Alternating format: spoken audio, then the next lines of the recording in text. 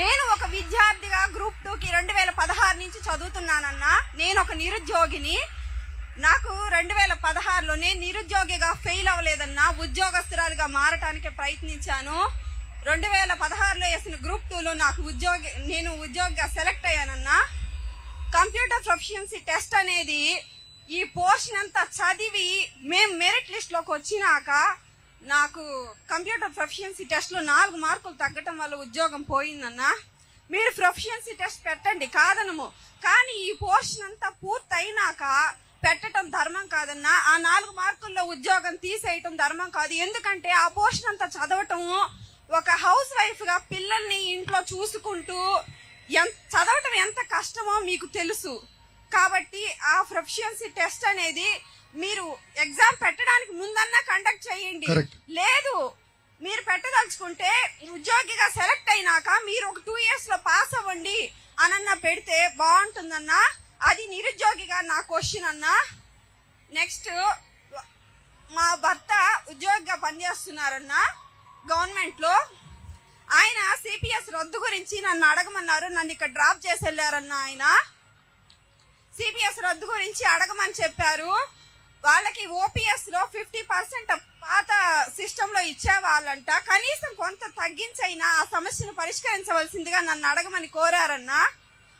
ఒక బిడ్డల తల్లిగా నేను ఏం అడుగుతున్నానంటే, మీరు అమ్మఒడి అని 15,000 ఇస్తానంటున్నారు ప్రతి బిడ్డకి అన్నా. ఆ డబ్బుతోటి స్కూల్స్ అన్ని బాగు చేయండి అన్నా.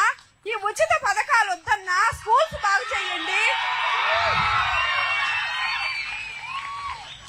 గవర్నమెంట్ కాలేజీలు బాగు చేయండి. పిల్లలకి, మా పిల్లలు కార్పొరేట్ స్కూల్లో చదువుతున్నారన్నా. ఈ పంపించకపోవడానికి కారణం ఏంటంటే వసతులు సరిగ్గా లేక పంపించటం లేదు. ఎక్కడో ఒక స్కూలు జిల్లాకు ఒకటి డెవలప్ చేసి నాడు నేడు అని చూపిస్తున్నారు. ఇది పద్ధతి కాదన్నా. ప్రతి గ్రామంలో స్కూల్ డెవలప్ అవ్వాలి. ప్రతి గ్రామంలో ఒక ఎలిమెంటరీ స్కూల్ ఉంటది, హై స్కూల్ ఉంటది, ప్రైవేట్ ఉంటాయి అన్నా. కానీ ప్రైవేట్ స్కూల్స్ కు పిల్లలు ఎందుకు వెళ్తున్నారు? మీరు మేము బీఈడి చేసి క్వాలిఫై అయ్యి ఉద్యోగాలు తెచ్చుకున్న టీచర్లుగా పనిచేసి మా స్కూల్స్ కి ఎందుకు రాలేకపోతున్నారు పిల్లలు? ఎందుకంటే ప్రభుత్వం వసతులు కల్పించలేకపోవటం వల్ల. మీరు ఆ వసతులు కల్పించాలి. డబ్బులన్నీ పెట్టి పిల్లలకి ఉచితంగా 15,000 ఇచ్చే బదులు వాళ్ళకి ఫ్రీ భోజనం పెట్టండి. ఆ మధ్యాహ్న పథకం చాలా మంచి పథకమే. ఆ పథకాన్ని అమలు చేయండి, కాదనము. అలాగే స్కూల్స్ అన్ని బాగు చేసి మేము గవర్నమెంట్ స్కూల్స్ కే మా పిల్లల్ని పంపించాలి అనేలా తల్లిదండ్రులు ప్రిపేర్ చేయండి అన్నా. మేము బీవీ నగర్ లో ఉంటాం. మా బీవీ నగర్ పక్కనే కేఎన్ఆర్ స్కూల్ అని ఒక స్కూల్ ఉందన్నా. అది ప్రైవేట్ స్కూల్ కాదు, గవర్నమెంట్ స్కూలే. కానీ ఆ స్కూల్లో స్టాఫ్ ఎలా ఉంటదంటే అడ్మిషన్లు అయిపోయినాయి అని బోర్డు పెడతారన్న బయట. అంత పర్ఫెక్ట్ గా వాళ్ళు మంచి స్కోర్ తీసుకొస్తారన్న కేఎన్ఆర్ స్కూల్లో. అలా రాష్ట్రంలోని ప్రతి గ్రామంలో ప్రతి స్కూల్ కూడా డెవలప్ అవ్వాలన్నా. అప్పుడు ఈ డిఎస్సి అనేది మీరు మెగా డిఎస్సి ఇచ్చినందుకు ఫలితం దక్కుతుందన్న. నిరుద్యోగిత అనేది కూడా పోతుంది. స్కూల్స్ డెవలప్ అయినప్పుడు ప్రతి ఎంప్లాయ్కి, ప్రతి నిరుద్యోగికి కూడా ఉద్యోగం వస్తుంది. డిఎస్సి కోసం ఎదురు చూసే వాళ్ళు ఎంతో మంది ఉన్నారు. నేను చెప్తాను. 4వ ప్రశ్న ఏంటమ్మా? 4వ ప్రశ్న రైతుల గురించి అడగాలనుకుంటున్నానన్నా. మీరు ఉపాధి హామీ పనులు అన్నా, గవర్నమెంట్ వాళ్ళు ఉపాధి హామీ పనులని 100 రోజుల పనులు తీసుకొస్తున్నారు. ఆ ఉపాధి హామీ పనుల్లో నాణ్యంగా పనులు జరగటం లేదన్నా. ఆ పనుల్ని గ్రామ అభివృద్ధికి అనుసంధానించి గవర్నమెంట్ వచ్చిన వెంటనే ప్రతి గ్రామాన్ని గాంధీ గారు చెప్పినట్టు డెవలప్ చేయాలన్నా. మ్యాన్ పవర్ ని గ్రామ అభివృద్ధి కోసం వినియోగించండి. ఏదో పనుల పేరుతోటి వాళ్ళని 10 గంటల దాకా కాసేపు మాట్లాడుకొని ఆ మట్టి అటెత్తిపోసి ఇటెత్తిపోసి గుంటలు పెడుతున్నారన్నా చెరువులంతా. అలా కాకుండా గ్రామ అభివృద్ధి కోసం మీరు ఆ ఉపాధి హామీ పనుల్ని లింక్ చేయండి అన్నా. దానికి తోడు రైతులకి కూలీలు దొరకటం లేదన్నా ఉపాధి హామీ పనులు. చెల్లమ్మ, ఒక మొదటి విషయం, తెలుగుదేశం పార్టీ ఎప్పుడు అధికారంలో ఉన్నా డిఎస్సీలు ఏర్పాటు చేసి ప్రభుత్వ ఉద్యోగాలన్నీ భర్తీ చేస్తున్నాం. విశ్వవిఖ్యాత నట సార్వభౌమ స్వర్గేసి నందమూరి తారక రామారావు గారు కానీ, ఆయన తర్వాత చంద్రబాబు నాయుడు గారు కానీ ఇద్దరు కలిసి దాదాపు 150,000 టీచర్ పోస్టులు భర్తీ చేశారు. మిగతా వచ్చిన అధికారులందరూ కూడా చూస్తే, క్షమించాలి, దాని తర్వాత వచ్చిన ముఖ్యమంత్రులందరూ చూస్తే కేవలం 80,000 పోస్టులు భర్తీ చేశారు. అంటే ఒక క్రమశిక్షణ, ఒక పట్టుదలతో మేము ప్రభుత్వ పోస్టులని భర్తీ చేశాం. చంద్రబాబు నాయుడు గారు ముఖ్యమంత్రి ఉన్నప్పుడు ఏపీపీఎస్సీ చాలా బలంగా ఉండేది, అవినీతికి అసలు దారి ఉండేది కాదు. అలాంటిది ప్రభుత్వ అధికారంలోకి వచ్చిన తర్వాత ఏపీపీఎస్సీ రాజకీయ పునరాస కేంద్రంగా మార్చేశారు. మీకు ఎలాంటి అవకతవకలు జరిగినా మీకు తెలుసు. 2018 డిఎస్సి మన హైకోర్టు కూడా కొట్టేసింది తల్లి.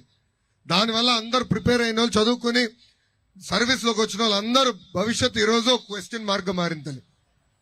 ఇది కరెక్ట్ కాదు.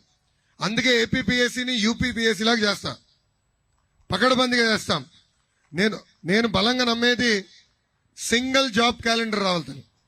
సింగిల్ క్యాలెండర్ అంటే ప్యూన్ నుంచి గ్రూప్స్ వరకు ఒకే నోటిఫికేషన్ ద్వారా రావాలి. అప్పుడు ఇక్కడున్న నిరుద్యోగ యువకులు ఎవరు ఎక్కడ పోస్టులు పడుతున్నాయి, ఎక్కడ ఏంటని రోజు పేపర్లు చదువుకోవాల్సిన అవసరం ఉండకూడదు. సింగిల్ నోటిఫికేషన్ ఏర్పాటు చేసే బాధ్యత మేము తీసుకుంటాం. రెండోది, ఒక్క నిమిషం, రెండోది అమ్మ, ఓపీఎస్ విషయంలో ఇప్పటికి చాలా చర్చ జరిగింది. గతంలో బాబు గారు ఒక కమిటీ వేశారు. పక్క రాష్ట్రాల్లో కొన్ని రాష్ట్రాలు జియోలు తీసుకొచ్చారన్నారు. అమలు ఎట్లా అవుతుంది, దానివల్ల రాష్ట్రానికి ఏంటి అంటే ఆర్థికంగా ఎంత ఖర్చు అవుతుంది ఏంటనేది స్టడీ చేయాల్సిన అవసరం ఉంది. జగన్మోహన్ రెడ్డి గారి లాగా ఒక వారంలో రద్దు చేస్తాను నేను ఎప్పుడు అంటాడు. నేను కూడా పరదాలు కట్టుకుని తిరగాలమ్మా, లేదంటే గులకరాయలు వస్తే నా పైన కూడా తల్లి. అందుకే తల్లి వాస్తవాలు తెలుసుకోవాల్సిన అవసరం మా పైన కూడా ఉంది. దానికి ఒక కమిటీ వేస్తామని కూడా మేము చాలా స్పష్టమైన హామీ ఇచ్చాం, దానికి కట్టుబడినాం. మూడోది, పాఠశాలల్ని అభివృద్ధి చేయాలన్నారు. అమ్మ, ఒక హార్డ్వేర్ కాదు, సాఫ్ట్వేర్ కూడా. అంటే హార్డ్వేర్ ఫిజికల్ ఇన్ఫ్రాస్ట్రక్చర్, సాఫ్ట్వేర్ ఉపాధ్యాయులు. ఇప్పుడు 117 జియో తీసుకొచ్చి ప్రభుత్వం రిక్రూట్మెంట్ అవసరం లేదు, ఉపాధ్యాయులు అసలు వేకెన్సీ లేదని చెప్పేసింది. అంటే విద్యని మన ఊర్ల నుంచి దూరం చేసింది. ఇది కరెక్ట్ కాదు. ఒక నెల అమ్మా మన ప్రభుత్వం వస్తుంది, 117 జియో రద్దు చేస్తాం, ఉపాధ్యాయుల రిక్రూట్మెంట్ చేస్తాం. దాంతోపాటు మీరు అన్నట్టు పాఠశాలలో మౌలిక సదుపాయాలు కల్పించే బాధ్యత కూడా ప్రభుత్వాలు తీసుకోవాలి. అది ఈ 5 సంవత్సరాలు మేము చేసి చూపిస్తాం. అమ్మా, దయచేసి సంక్షేమాన్ని కూడా మనం కించపరచకూడదు. సంక్షేమ అభివృద్ధి రెండు బ్యాలెన్స్ గా నడవాలి తల్లి. సంక్షేమం అనేది అమెరికాలో కూడా చేస్తారు తల్లి, యూరోప్ లో కూడా సంక్షేమం చేస్తారు. ఈ రోజు వ్యవసాయం యూరోప్ లో బతుకుందంటే దానికి కారణం ప్రభుత్వం ఇస్తున్న సంక్షేమ రైతులకి. సో అలా ఆదుకోవాల్సిన అవసరం ఉంటుంది. కానీ రెండు బ్యాలెన్స్ చేయాలి, అప్పుడే రాష్ట్రం దేశం ముందరికెళ్తుంది. అది మూడోది. నాలుగోది వచ్చి గల ఉపాధి హామీ రైతులకు అనుసంధానం చేస్తే బాగుంటుందన్నారు. ఆనాడు హార్టికల్చర్కి నేను మంత్రి ఉన్నప్పుడు అనుసంధానం చేశాం, పాడి రైతులకు అనుసంధానం చేశాం, పట్టు రైతులు కూడా అనుసంధానం చేశాం తల్లి. లార్జర్ వ్యవసాయానికి అనుసంధానం చేస్తే బాగుంటుందనేది తరతరాలుగా అందరి కోరిక. అది రేపు మన ప్రభుత్వ అధికారంలోకి వచ్చిన తర్వాత ఎట్టుగో బీజేపీ మిత్రులు ఈ రోజు తెలుగుదేశం, జనసేన, భారతీయ జనతా పార్టీ కలిసికట్టుగా ఆంధ్ర రాష్ట్రంలో పోటీ చేస్తున్నాం. సో ఆంధ్ర రాష్ట్రంలో మన ప్రభుత్వం వస్తుంది, కేంద్రంలో కూడా మన ప్రభుత్వం వస్తుంది కనుక తప్పనిసరిగా ఇది కూడా కేంద్రంలో టేకప్ చేసే బాధ్యత మేము తీసుకుంటాం. థ్యాంక్ యూ చెల్లి. We'll go for a